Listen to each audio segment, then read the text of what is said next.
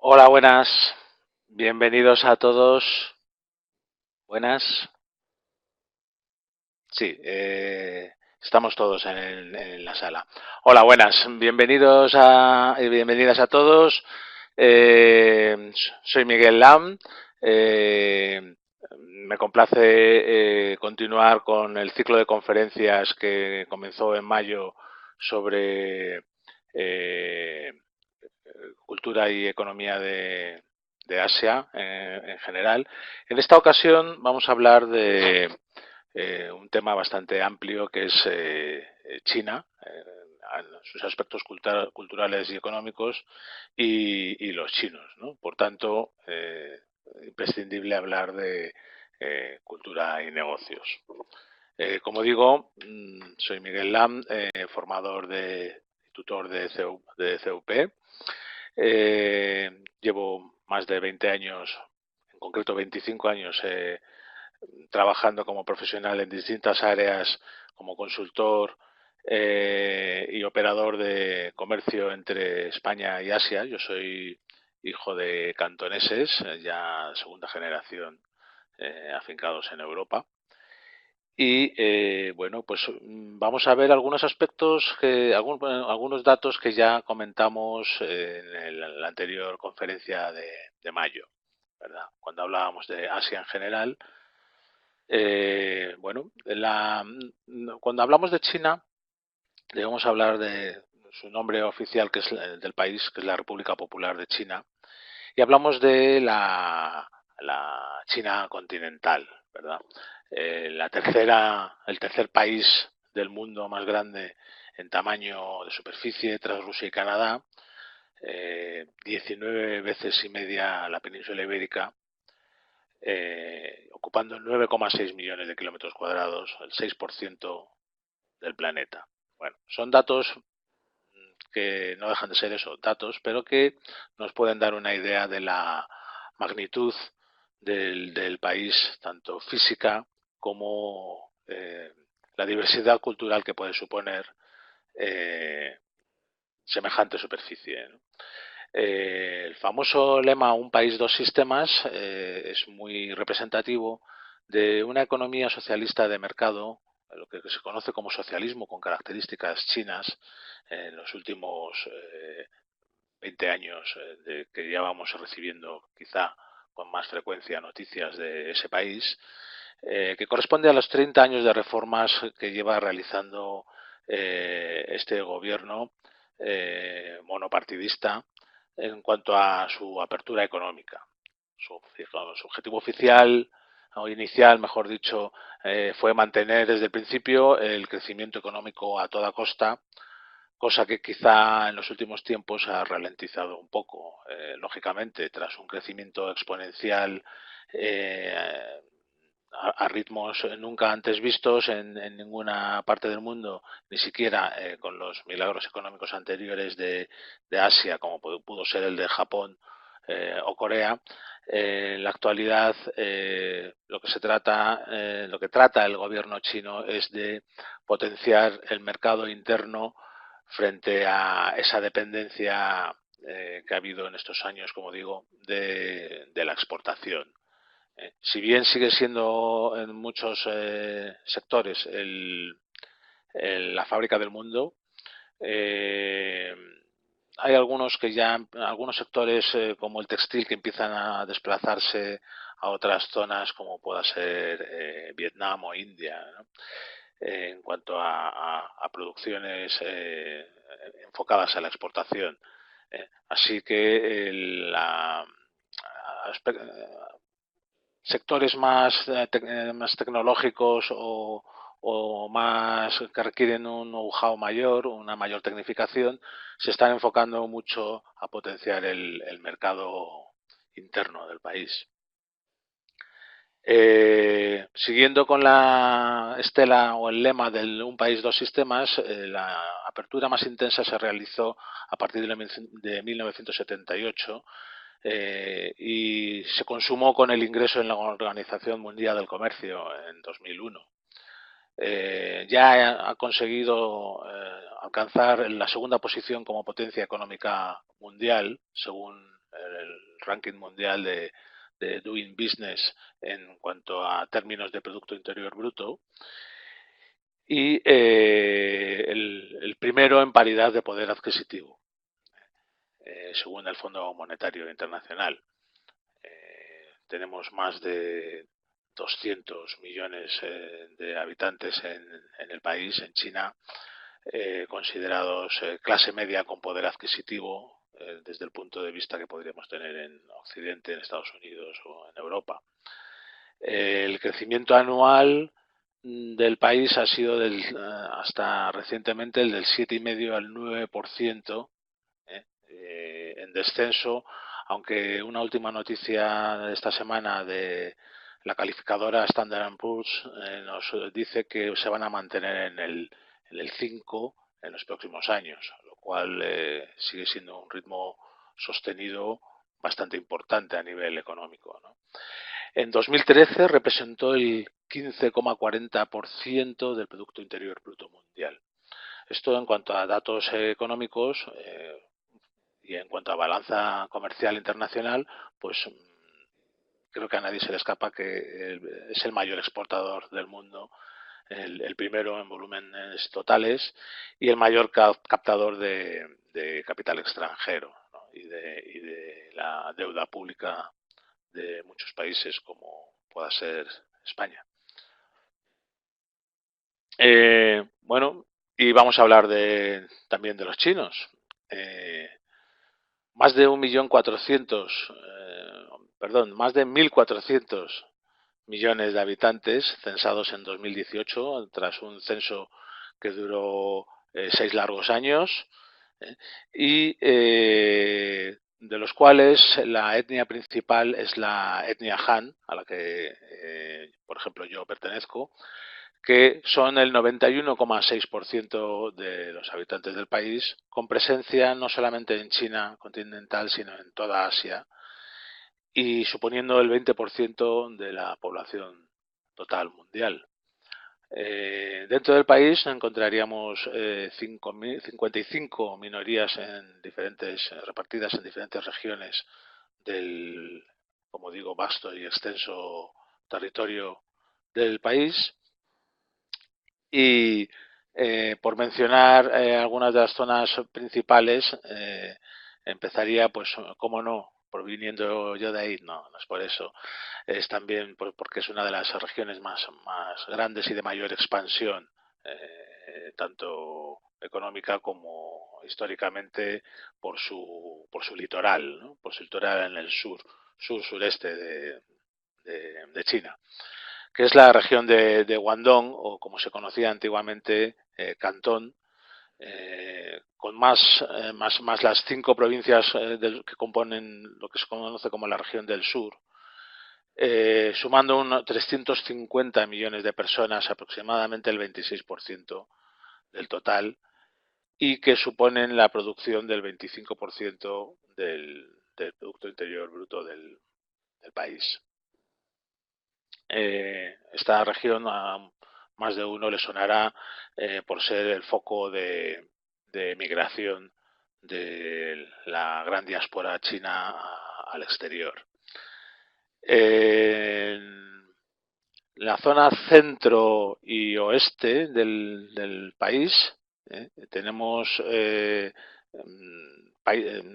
ciudades y regiones que está potenciando el gobierno central, con una población creciente que actualmente se encuentra en los 217 millones de habitantes, y creciendo, como digo, porque son las zonas quizá más deprimidas económicamente en años anteriores, y que actualmente gozan de ventajas tanto fiscales como de incentivos para su desarrollo.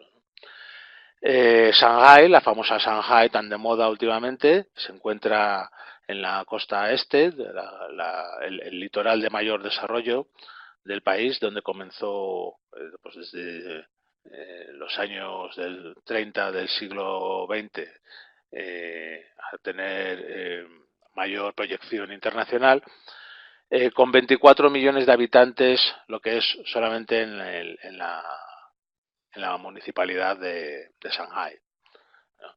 Que es la capital, sin duda, financiera, pero también en parte industrial del país. Eh, al norte, al norte del país tenemos más de 274 millones de habitantes, repartidos entre las regiones más representativas, que serían las dos ciudades de Beijing y Tianjin, actualmente conectadas al nuevo aeropuerto, al segundo nuevo aeropuerto de Beijing, el más grande del mundo, inaugurado el pasado 25 de septiembre. Conectadas, como digo, a través de tren bala, de tren rápido, ¿no? Beijing, la capital, cuenta con 21,7 millones de habitantes, es capital administrativa, ya que si bien ya que decimos que la financiera es Shanghái, y ahora sí la capital industrial sería, entre otras, Tianjin, con 11,9 millones de personas.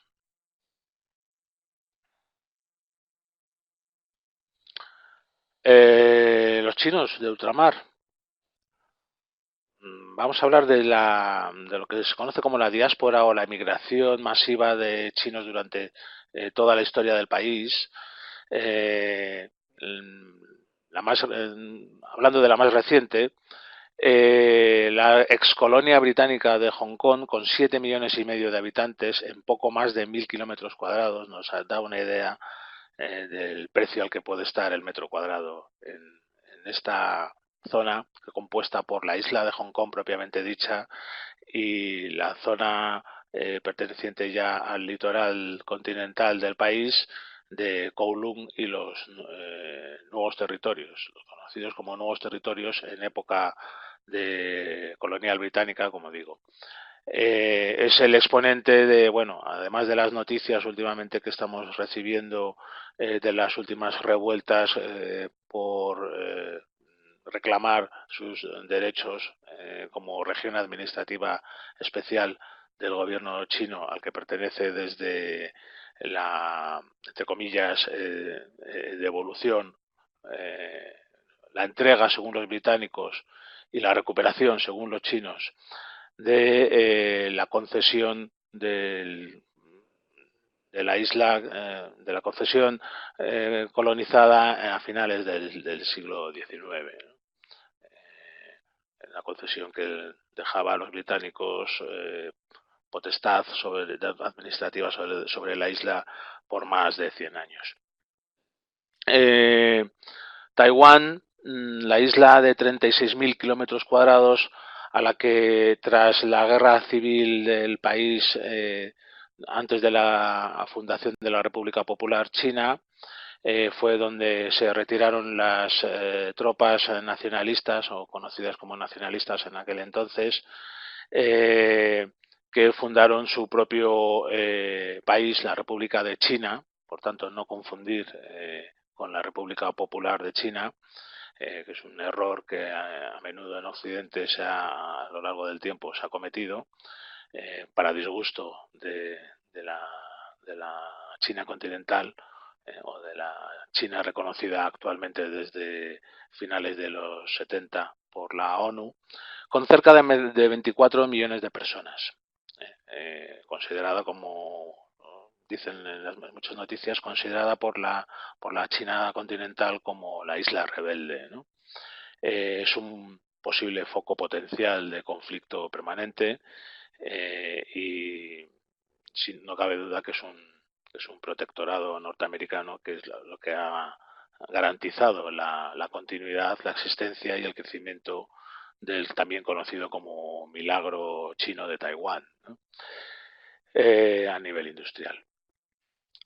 En la misma zona, estamos hablando de la zona del Mar de China, tendríamos Singapur y el sudeste asiático. ¿Por qué menciono especialmente Singapur? Pues esta ciudad-estado al sur de la península de Malasia. Pues porque tenemos 2,5 millones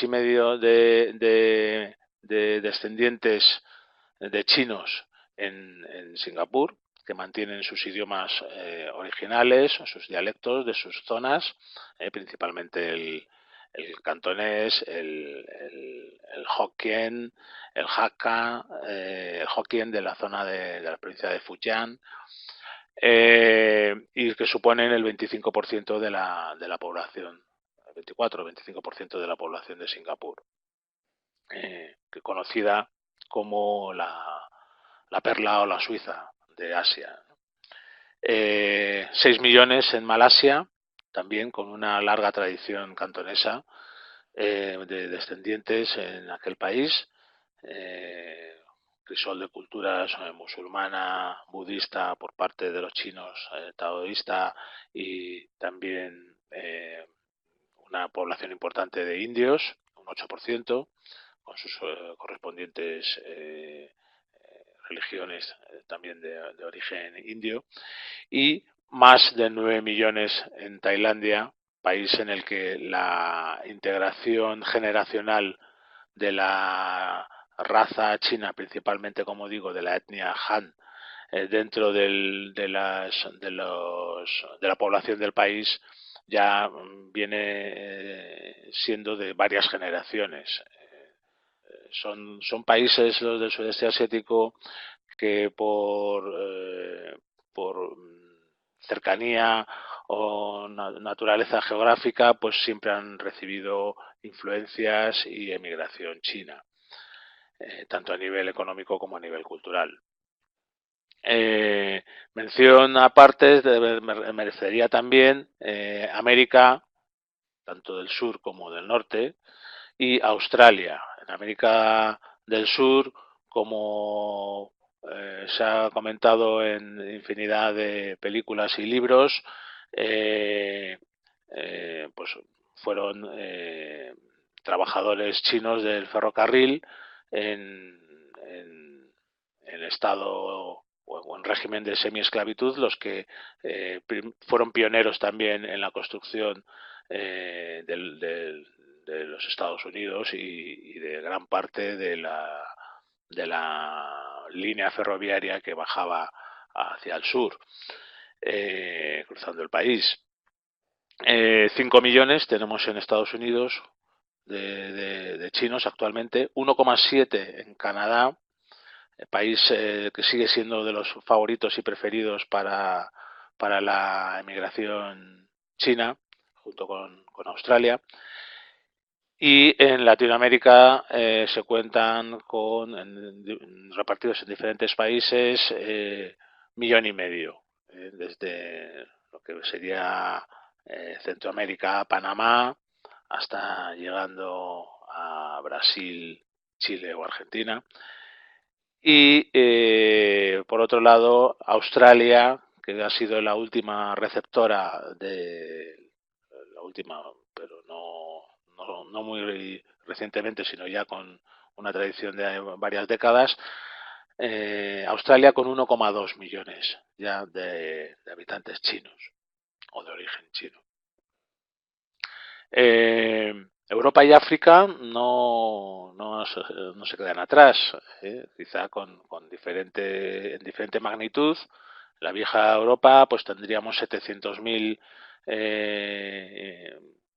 ciudadanos chinos o la mayoría ya nacionalizados o de origen chino en Francia, muchos de ellos provenientes de las zonas de Vietnam, Camboya, por las colonias francesas.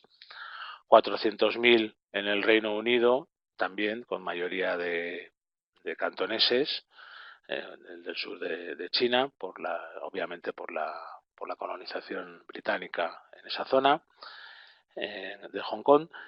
Y en Italia 320.000, dentro de lo que es el sur de Europa, el país con más población china. En España actualmente estamos en 200.000 chinos o de origen chino, ¿no?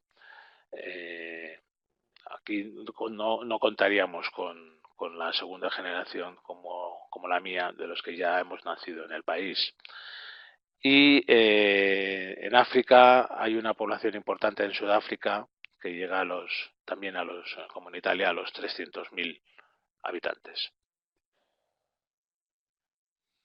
Estas magnitudes nos trasladan a sus costumbres, tradiciones y rasgos de origen. La lengua oficial en China es el chino mandarín, el que se conoce como lengua común o Putonghua, que sería la lengua oficial que se enseña en los colegios y que se utiliza en todo el país, pues imaginaros, con gran diferencia de acentos y de variantes, ¿no? Hablando de variantes, tenemos, no solo, aparte del chino mandarín, censados más de 200 dialectos. Se estiman unos 235, aunque los principales serían los 6 o 7 que tenemos en el mapa que mostramos en pantalla, siendo el más hablado, el más común, el del sur, el cantonés, con más de 80 millones de hablantes, el Wu con 75, el Min con 50, el Xiang con 35, el Hakka con otros 35 millones de hablantes, muchos de ellos en el sudeste asiático, el Kan con 20 millones. Bueno, nos podemos hacer una idea que de la diferencia lingüística que puede existir cuando estas personas hablan entre ellos en sus dialectos, no somos capaces de entendernos con dos dialectos distintos. Quiero decir que no es una diferencia comparable a la que podría haber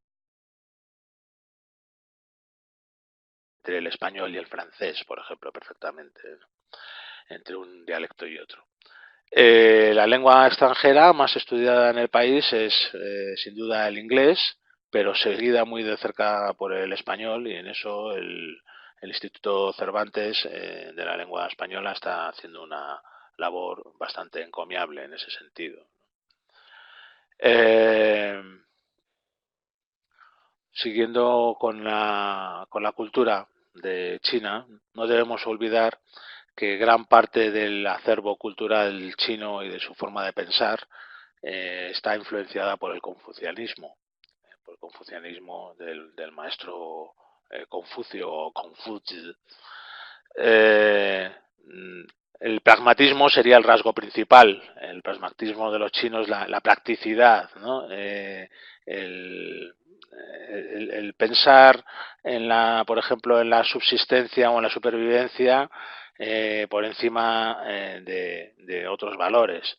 Eh, Teniendo en cuenta también que como digo, el acervo cultural de valores puede ser tan amplio como el propio país, pero a la vez es una cultura muy de contrastes, eminentemente pragmáticos. De ahí la famosa frase que simbolizaría ese pragmatismo del presidente chino en su momento, de Deng Xiaoping, que, que dijo que más daba o qué importaba el color del gato siempre que éste cace ratones, ¿no?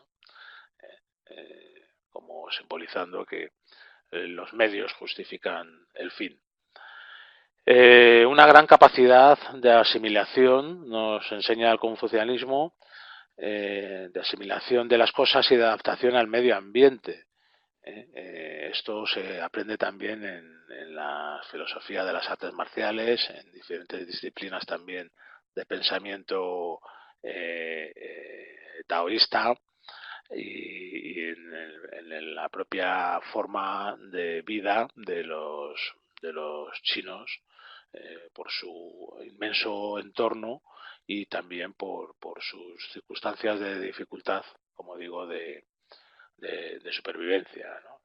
Adaptarse o morir, que decimos aquí. Son bastante supersticiosos, ¿eh? O, bueno, yo no me considero muy especialmente supersticioso, pero un poco también.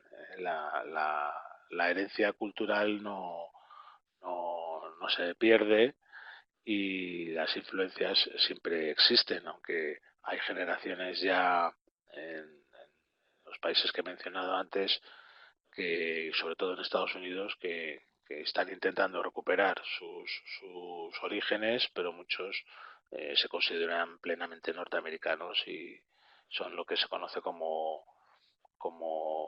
bananas, ¿no? Amarillos por fuera y blancos por dentro. Incluso no hablan apenas chino o han olvidado totalmente la lengua de sus padres. Supersticiosos, como digo, en cuanto a los números, a la numerología, muy asociada siempre, por el caso de los cantoneses, pero creo que en el resto de los de idiomas del país también, muy asociado al sonido de los números que nos pueden evocar mejor o peor augurio, ¿no? Los colores, la simbología cromática de los colores es muy importante, con el rojo no solo por bandera, sino también como color de la prosperidad y de la felicidad, también de la heroicidad, junto con el negro, de ahí lo del cinturón negro también, y pues por ejemplo el blanco es el color del luto, para no solamente para los chinos, sino en Asia en general. Las supersticiones con los objetos,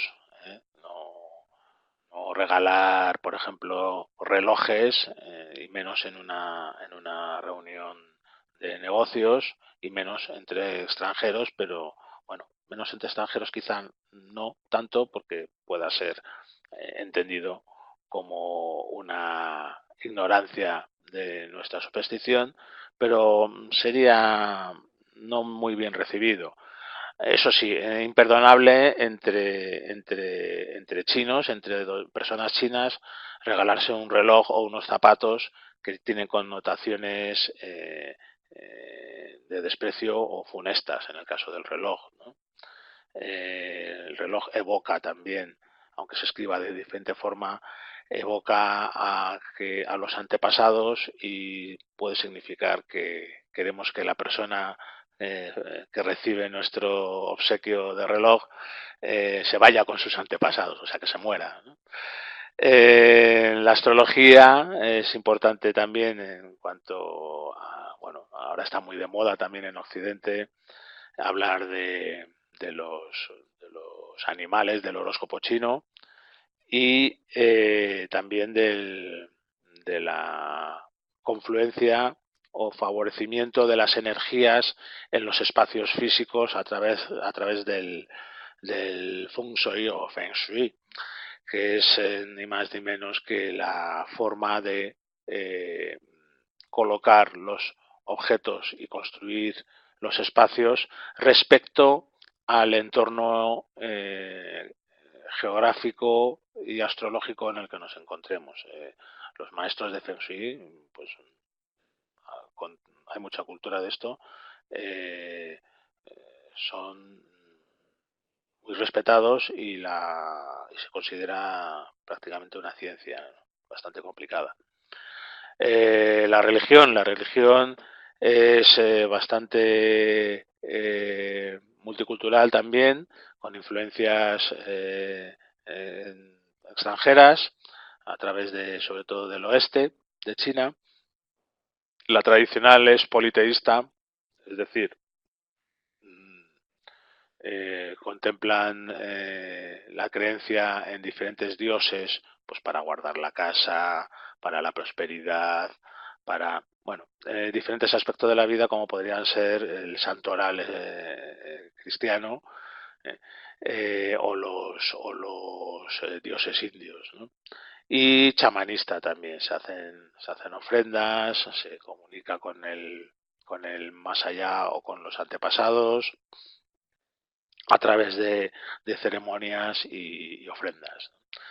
Las influencias, pues la principal sería la del budismo, con 100 millones de creyentes, el taoísmo, 20 millones, el islam es bastante importante, sobre todo en regiones del norte de China, con tradición histórica de influencia islamista, y protestantes y católicos. Protestantes por razones de la historia contemporánea de influencia occidental, 15 millones, eh, y católicos con una presencia menor, censada en 5 millones de creyentes. Eh, los negocios, importante, ¿verdad? Hoy día, dentro y fuera de China, estamos, es el país de moda para los negocios, con el que no podemos dejar de contar en este mundo globalizado hoy día. Los negocios dentro y fuera de China se basan mucho en las relaciones, pero en las relaciones entendidas bajo el punto de vista muy característico chino del el Guangxi, o el Guangxi representado como las relaciones interpersonales o las relaciones sociales de cierta intimidad referida pues con los contactos que uno posee para poder hacer negocios en un área, en un sector o en una zona determinada, eh, a través de vínculos o conexiones personales y afectivas. No debemos confundirlo con el tráfico de influencias, entendido desde el punto de vista con las connotaciones occidentales, pero sí tienen mucho que ver en cuanto a ese carácter previo de amistad o de relación no profesional previo a la entrada en conversaciones de negocios. Las relaciones personales, como digo, se basarían principalmente en los parentescos. Pues se oye mucho hablar ahora de en los pequeños comercios chinos, que si se prestan dinero entre primos, entre ellos, ¿no? Bueno, pues eso es el Guangxi. El, el mantener unas relaciones de afectividad que trascienden a los negocios. Por tanto, las amistades en un plano, dijéramos, más cercano al del punto de vista occidental, pues serían muy coincidentes en ese sentido con las relaciones profesionales que podemos tener, de decir, es un compañero y además es un amigo, es socio y amigo, o bueno, un partner que llega a tener una relación que trasciende de lo profesional, en nuestro caso occidental, a lo personal, y no al revés, como ocurre en muchas relaciones de negocios chinas, ¿no? Por lo menos las de más alto nivel o más tradicionales, si bien también están cambiando en algunos aspectos, sobre todo en las nuevas generaciones.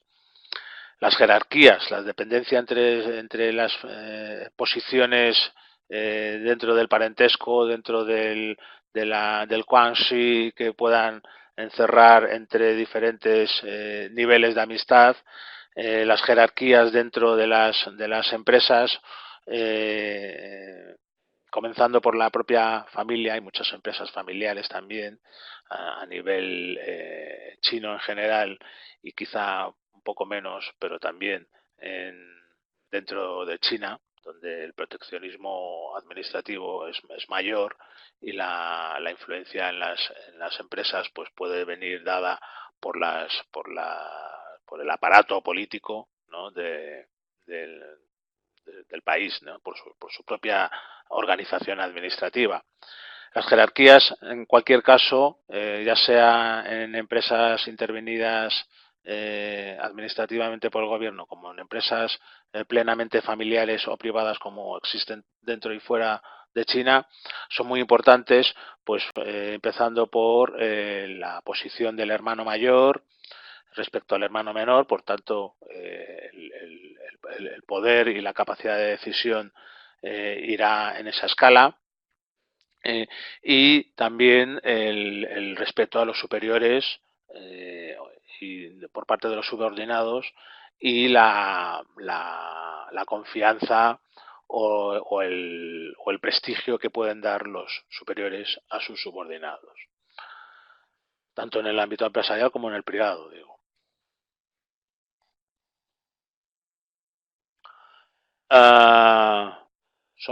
Somos tan distintos, son tan distintos, hay tantas diferencias entre Oriente y Occidente. Pues desde luego el que tenga un mínimo de experiencia o conozca, tenga amigos o clientes o proveedores chinos, pues verá que sí, ¿no? Que existen bastantes diferencias, pero a medida que se van entablando las relaciones profesionales o de amistad, se va viendo que también existen muchas similitudes, ¿no? Sobre todo con las culturas latinas, ¿no? Eh, Quizá haya un poco más de diferencia con los puntos de vista empíricos o con la forma de ser o de las costumbres anglosajonas, pero yo siempre he sido un gran defensor de las coincidencias entre las culturas latinas y las asiáticas, en este caso la china. Eh, por muchos motivos. En China tendríamos en la columna de la izquierda que vemos en pantalla una prevalencia, un predominio del colectivismo sobre el individualismo de Occidente, ¿no? Eh, no solamente por la historia reciente del comunismo chino o del sistema socialista con características chinas del país, sino a nivel general de lo que se conoce como el mundo o el entorno chino de las personas de origen chino en todo el mundo. eh, el, el colectivismo ha primado sobre el individualismo, pues desde el punto de vista, de nuevo, de la familia, del grupo o incluso del trabajo en equipo. La jerarquía, ya que hemos comentado antes, sobre frente a la igualdad. Esto aquí sí que hablaríamos un poco más de nuevos valores que se están adoptando, pues en países con poblaciones importantes chinas, pero que son plenamente democráticos, ¿no? Pero el concepto que tenemos en Occidente de igualdad en China es, dijéramos, poco pragmático o poco aplicable, no desde el punto de vista de los chinos, ¿no? Estoy hablando ya, cuando digo China, no solamente de la República Popular, sino en general del pensamiento chino. Eh, esa igualdad, como digo, tanto de jerárquica como entre sexos, se contempla con ciertas limitaciones cargadas de aspectos tradicionalmente o de aspectos de la tradición china, ¿no? Donde esa igualdad no se da plenamente. Importancia de la relación frente a la importancia de la información. De nuevo estamos hablando de Guangxi. Es mucho más importante tener relaciones sociales que manejar datos sobre esa persona o sobre esa sociedad, ¿no? Es mejor conocer a la persona a través de una relación que a través de una ficha personal de datos de su profesión o de su vida, ¿no? Eh, la visión colectiva tendría mucho que ver también con el colectivismo que hablábamos de frente al individualismo. Pues la visión colectiva de las cosas, la visión global, pues por ejemplo a la hora de firmar un contrato, de ver el marco en el que se está firmando ese contrato o más allá del negocio que se acuerda en ese contrato, frente a la visión occidental de ir al grano, de estar a lo que estamos, ¿no? De la visión detallada de decir si estamos en el contrato, ciñámonos a los términos del contrato, ¿no? La ambigüedad frente a la concreción. Esto es una de las grandes diferencias que se pueden convertir también en similitudes o coincidencias, ¿no? Todos conocemos en nuestros países, tanto latinoamericanos como españoles, las culturas de nuestra zona en la que se tiende más a la ambigüedad, ¿no? Al no concretar demasiado a la primera, ¿no? Sino de, buscar la concreción tras unas largas negociaciones o tras un regateo o tras conversaciones que se basan más en la ambigüedad, que a su vez esa ambigüedad nos sirve de acercamiento o para tantear a nuestro posible socio en el negocio o a nuestro interlocutor en la relación social. La búsqueda del camino en los chinos, el Tao, ¿no? La búsqueda la búsqueda del medio, la búsqueda de la forma frente a la búsqueda de la verdad, no del fin, sino de la búsqueda de la verdad de Occidente, blanco o negro, ¿no? Bueno, pues esa verdad en blanco o en negro sería más a través de un camino gris, de tonos de gris, en el caso del pensamiento chino. No sé si la metáfora está siendo un poco abstracta o estoy siendo muy chino también en la explicación, pero dijéramos que tiene que ver mucho con la anterior, ¿no? Con la ambigüedad y la concreción, con ese contraste.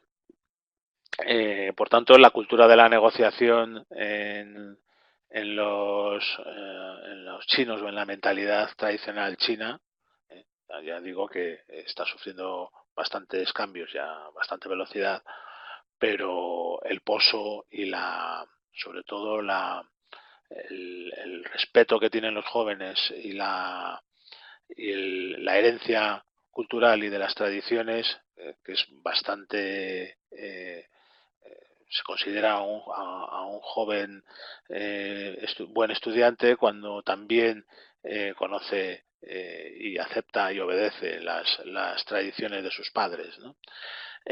Por tanto, en la cultura de la negociación china, eh, todo es negociable y nunca se dice un no definitivo. ¿eh? Y todo es posible se dice que hay 1000 maneras de conseguir un objetivo o de hacer las cosas, ¿no? Frente a la cultura del argumento, del debate o de la dialéctica o de la discusión abierta entre contrarios, ¿no? Entre positivo y negativo de los argumentos en Occidente, ¿no? No estaríamos hablando del yin y el yang famoso también del confucianismo, sino estaríamos hablando más de esa capacidad o de adaptación o de cambio, de asimilación de las circunstancias para negociar un, un, un objetivo, ¿no? Podríamos seguir interminablemente con diferencias y similitudes. Todas estas diferencias son convertibles en similitudes, al fin y al cabo.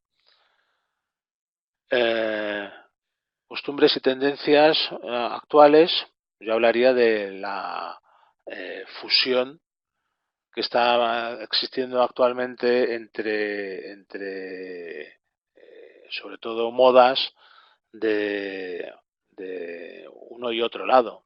En Occidente está claro que está de moda todo lo asiático, eso hay que echar un vistazo pues no sé, a nuestras costumbres de alterne o de ocio, que cada vez nos resulta más atractivo, pues la gastronomía, la moda, la estética oriental, eh, primero con los japoneses, después con las influencias del sudeste asiático, como pueda ser la tailandesa o la India, y actualmente, sin duda, la China. Y por contra, o a la inversa, o por el otro lado, ocurre lo mismo en China desde hace ya bastantes años, desde hace ya pues más de 20 años, ¿no? Todo lo occidental es moderno, eh, todo lo eh, para ellos últimamente se habla mucho de la dieta mediterránea. Anteriormente pues han copiado casi al pie de la letra los modelos norteamericanos de fast food, de prosperidad, de consumo, bueno, muchos aspectos que considerados plenamente occidentales, ¿no? Mm, Todas estas tendencias nos llevan a una estrategia político-económica y de expansión o de globalización con características también plenamente chinas, como representa el proyecto de la nueva ruta de la seda y la franja de la seda. Esto se basa en la antigua ruta de la seda de Marco Polo y de las especias. eh, por la parte terrestre, cruzando toda Europa desde Asia, por vía ferroviaria, ya construida desde hace ya unos años. Pues por ejemplo el tren que va directamente desde la ciudad de Yibu a 2 horas de Ningbo, donde está una de las ferias más importantes de productos de consumo, de artículos de consumo, conectada directamente con Madrid. Y por vía marítima, lo que se conoce como la franja marítima, esto les ha dado en llamar el OBOR o One Belt, One Road a nivel internacional, en términos en inglés, que pretende abrir las rutas marítimas directas hacia África y América desde los principales puertos del sur de China. Esto nos da una idea de la dimensión logística que ya está desde hace años en marcha y que tiene una proyección imparable de cara al futuro en cuanto al intercambio comercial que ya está adquiriendo eh, tonos o niveles de normalidad en muchos casos. Todos los días recibimos mercancías y noticias del país y de la zona, por tanto, porque esto no se reduce solamente a la import-export de China, ¿no? Esto afecta pues a toda Asia a nivel global, a todos los países intermedios y desde luego a América y la vieja Europa. Unos ejemplos que podríamos poner pues sería por ejemplo el gran portal o marketplace de Alibaba, que es la dueña de la posterior AliExpress, ¿no? Digamos, la Amazon China, del sistema de pago Alipay frente al PayPal, ¿no? Tengamos en cuenta que toda la esfera digital que pueda existir en Occidente está replicada literalmente en China para su propio uso y control. Y en este caso de Alibaba, pues también para su expansión exterior. El otro ejemplo importante desde hace más de 20 años sería el grupo Hutchinson Whampoa, dueña de multitud de puertos en todo el mundo, de puertos marítimos en todo en todo el mundo, de infraestructuras logísticas pertenecientes a la Cheong Kong Holdings, que nació como negocio del magnate Lee Ka-shing, o Lee Ka-shing, de Hong Kong, el hongkonés, ¿no? Y recientemente, pues todos conocemos el Wanda Group, inversor directo del equipo de fútbol del Atlético de Madrid, de un 20% desde 2015, y que es la dueña de por ejemplo, las cadenas de cine Cinesa, ya que su principal sector es el de la inversión en espectáculos e infraestructuras de espectáculos. Eh, por último, para terminar, os dejaríamos, hablaríamos del que mencionábamos al principio de esta charla, el nuevo aeropuerto de Beijing, o de la antigua bueno, también conocido en la antigua fonética de Pekín. Es el segundo aeropuerto de Beijing que se construyó el pasado, bueno, que se inauguró el pasado 25 de septiembre, y que es el aeropuerto más grande del mundo con forma de estrella, que es la que conecta, como decíamos al principio, la ciudad de Beijing a 50 kilómetros en pocos minutos, y la también vecina Tianjin, con lo cual pues se hace un triángulo de comunicaciones muy importante, sobre todo a nivel logístico y de viajeros. Ya el aeropuerto antiguo de Beijing, que se queda para eh, eh, vuelos, quedará poco a poco para vuelos nacionales nada más. Aunque el nuevo aeropuerto ya está operativo, todavía hay muchos códigos que de compañías aéreas que todavía no están operando, pero se espera que para el año que viene esté plenamente operativo. Y os recomiendo que echéis un vistazo a los vídeos que hay en YouTube, sobre todo al resumen de la CNN, cuyo enlace, de la agencia de noticias CNN, cuyo enlace os dejamos aquí, eh, para que podáis verlo tranquilamente eh, en vuestros monitores cuando os apetezca, y que desde luego está en castellano, está la versión en castellano de una corresponsal de la CNN en América, bueno, en China en este caso, y procedente de América, y que es bastante interesante pues ver toda la infraestructura, que nos dará una idea de cómo el pensamiento chino se traduce a través de sus gobernantes, en este caso, en la representación del presente y el futuro, sin olvidar el pasado. Han hecho unos jardines tradicionales chinos dentro del aeropuerto que recrean totalmente los antiguos jardines palaciegos de los emperadores, donde se puede pasear y pasar un rato tranquilo, pues meditando o simplemente disfrutando de los estanques con las carpas doradas. Representa sobre todo el poder económico y político del país, ¿no? Su posición y su auge de plena actualidad, pues como hub logístico y como demostración de superioridad económica, ¿no? Aunque ellos prefieren llamarlo prosperidad, ¿no? Bien llamado también. Y también simboliza, entre otras cosas, el corazón del pasado, como digo, en el cuerpo del futuro.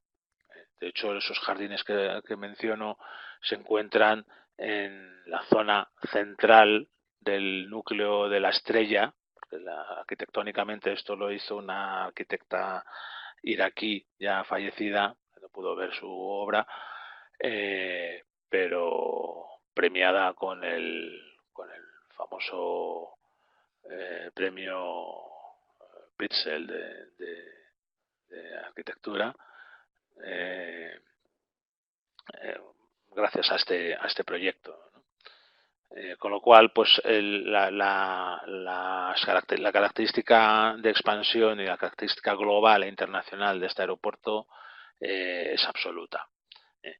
Y, y, bueno, podríamos seguir hablando mucho más de China, de su actualidad, de su pasado y de los chinos, pero bueno, pues espero haber dado una pincelada bastante general, pero lo más representativa posible de cuántos aspectos podemos abarcar a la hora de abordar la cultura y la forma de hacer negocios y el pensamiento, por tanto, de los chinos, no solo de China, sino de toda la población de origen chino que existe en todo el mundo.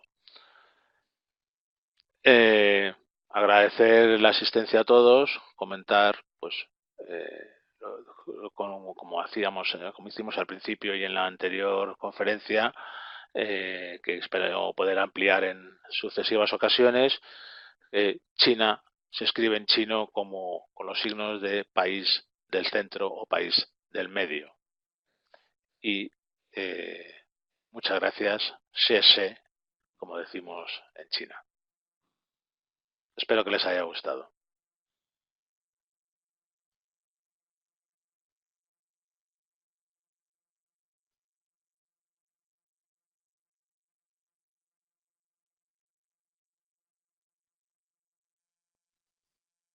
Mm.